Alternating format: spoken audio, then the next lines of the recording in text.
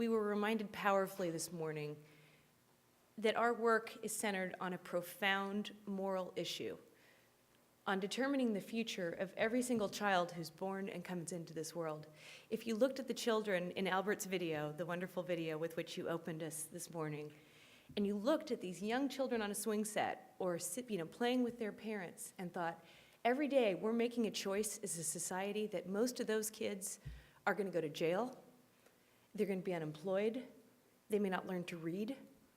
It is absolutely unimaginable to me that we continue to make that choice as a society day after day, that we had a nation at risk 30 years ago, and here we are, taking those beautiful children who have so much potential and consigning them to pathways where that's just lost and frittered away. So it's really powerful to hear the stories of possibility, to hear the sightings of opportunity, and to reinforce just what a strong charge and what fierce urgency we really do share on this matter. It is wonderful to be in New Orleans to take this conversation up.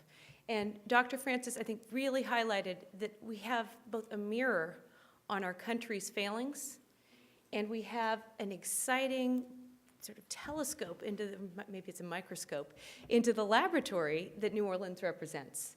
That we've had a system that was failing so many of its children, to have 100 schools in state takeover before the storm. I mean, that's almost unimaginable in its scale.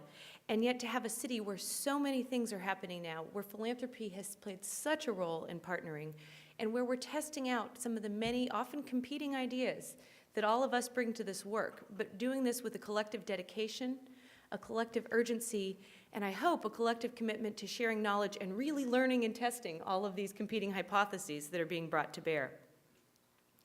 Another thing Dr. Francis reminded us of is that there's a lot that we do know. And some of this is really a matter of commitment and will and leadership. There's a lot we don't know, a lot of experimentation.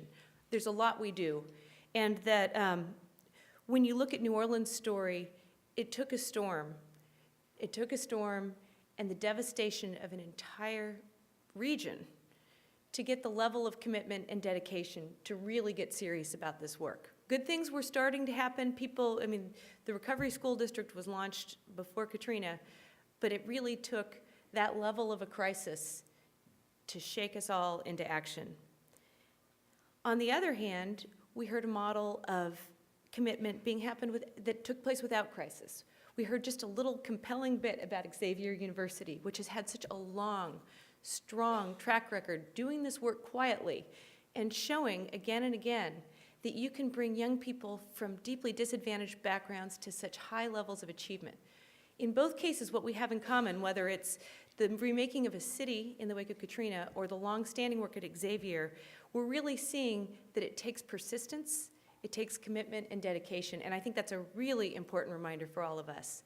In philanthropy, we're criticized for jumping around, for having flavors of the month and new things, and what we're hearing is that to get the kind of change we seek, we have to stick with things for the long haul, and we have to muster the courage when our friends are silent and when our critics are absolutely at their most harsh to double down and keep going.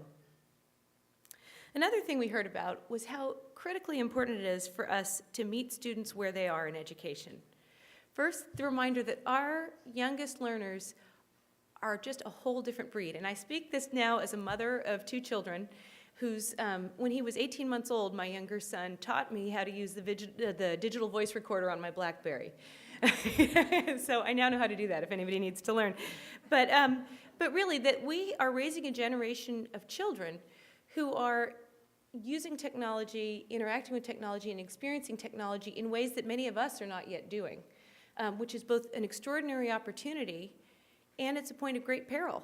If we're not thinking creatively, if we're not creating the quality content, and if we're lagging behind them, how are we going to ensure that the transformative potential of this is there, and that the time that they are spending online as our young digital natives is not filled with garbage or with Halo and with murdering and drug lord games, but in fact is something that's engaging, rich, motivating, stimulating learning.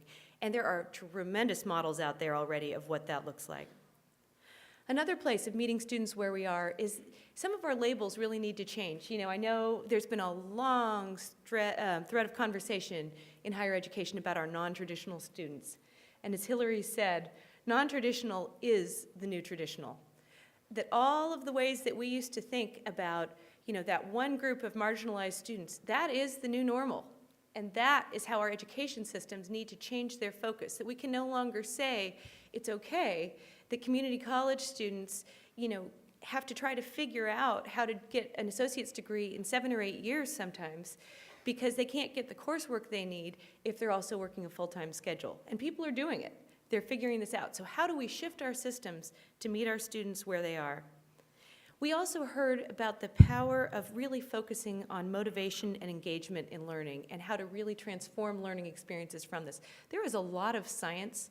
There's also, by the way, private industry is spending all kinds of money to figure this out.